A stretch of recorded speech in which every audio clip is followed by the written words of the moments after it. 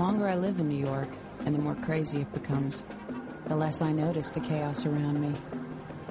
The faster life gets, the more it becomes a blur. But there's always a moment just before I leave the madness of Manhattan that I start to appreciate it again. And today, as I get ready to head for the rainforests of Asia, I find myself looking at this concrete jungle and wondering, how am I going to manage without it?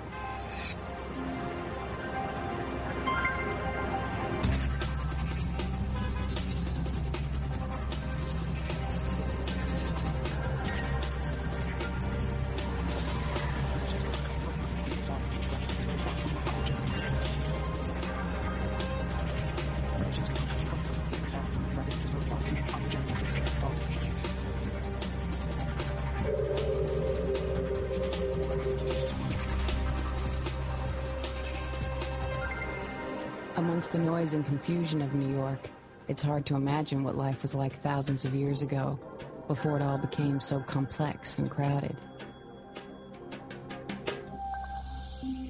But I'm about to travel to another world to try and find a simpler way of life.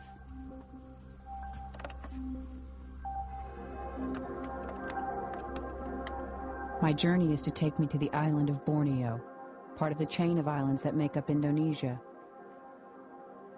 Somewhere in its vast tropical rainforest, I'm going to look for a creature that lives very much in the same way as our ancestors did, a reminder of our prehistoric past. The orangutan.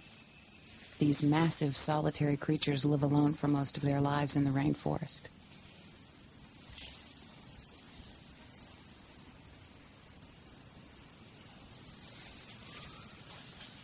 There is something disturbingly human about an orangutan, which is hardly surprising when you discover that they share 97% of our genes. But just how alike are we? If we find them familiar, how do they feel about us? All I know is that this threatened species has a strange power which fascinates me, and I want to take a look for myself before it's too late.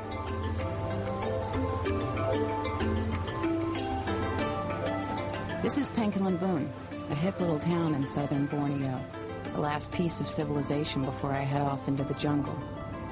No one bothers much with roads in here. It's easier by river. This is rush hour, and the river is almost as busy as the Fifth Avenue I've left behind.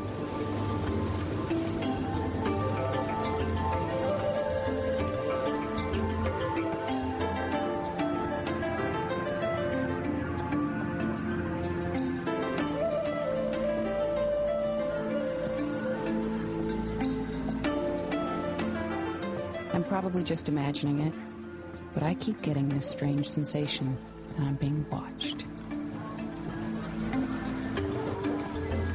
Can I have 2 oranges, please?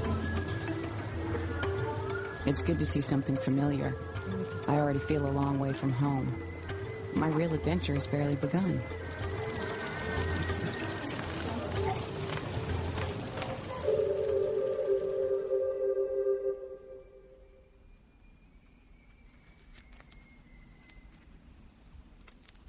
Animals are, in a way, like wise children. They have the innocence of a child, but the experience of an adult. So I think that we as humans can actually learn a lot from looking at animals and looking at the simplicity of their lives and how they go about their day. Orangutans, to me, represent a certain kind of innocence, very zen-like and very wise and calm and curious. There is something familiar and yet completely foreign to us, as if in their quietness and their stillness they possess a great secret that no one else knows. Well, I hope they like me. I hope they don't think I smell bad, or I think maybe they'll like my hair. I don't know why I have that feeling, but I do. Last night, I had a dream that I was being hugged by an orangutan. And interesting in my dream that he was hugging me as opposed to me hugging him, that he had come up and embraced me. And I was sort of caressing the skin on his palm to see what it felt like.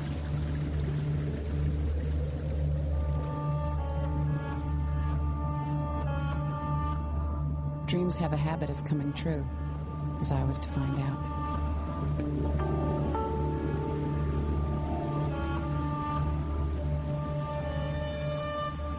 Perhaps I should have known this was going to be quite an adventure. The start was mysterious enough. As we turned into the river, heading for a research camp deep in the jungle, I could barely see a thing.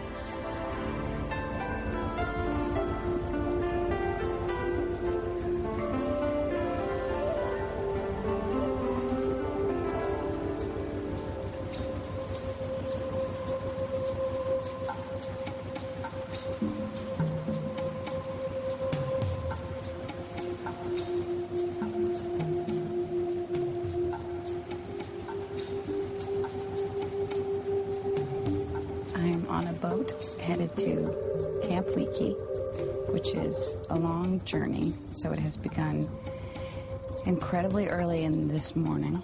And I'm very tired, but I'm quite excited for the destination, if and when we get there, because it's so early that I can't see anything around this boat. It's very fogged in and a little bit creepy. There we go. What I didn't know at the time is that the fog is actually smoke from the forest fires that were to cause such devastation in Indonesia. But as the day wears on and the smoke clears, I realize I'm not going to learn much about the rainforest hiding in the boat. There's no going back now.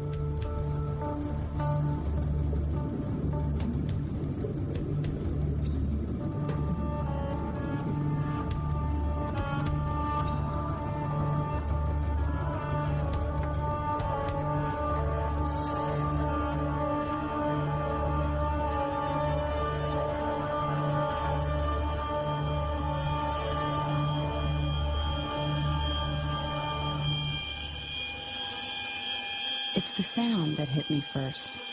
It's like I've set off 1,000 car alarms.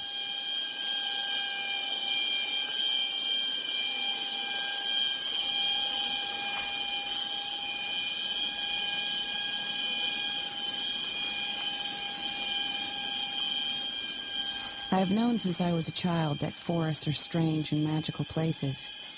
But what I hadn't realized is what hard work it all is.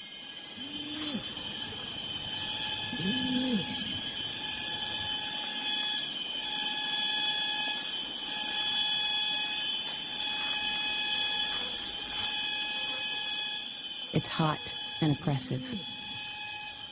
Even when the sun has to fight to get through the thick canopy 100 feet above my head. When I first came on this trip, one of the things I was really looking forward to was the whole idea of walking into the forest and just seeing all these animals everywhere I looked.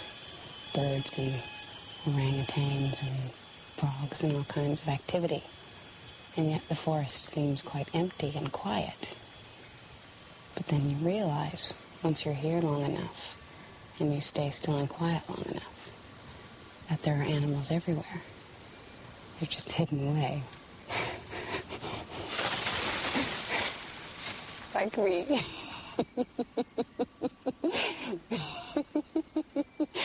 I'm so bad at this.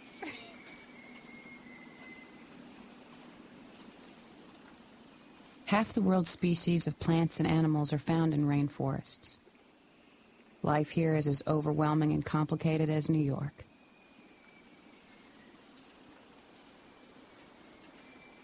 New species of insect are being found all the time. I hope I won't personally discover any new ones.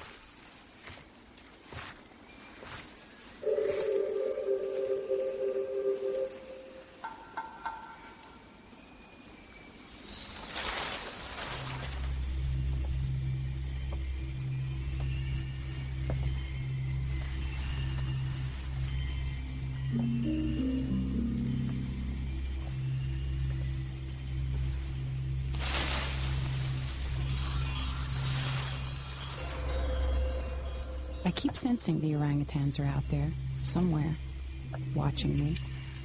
But I'm too busy watching the ground for snakes and other unknown horrors to see them. The floor of the rainforest is wet and swampy, and I'm still trying to find my feet.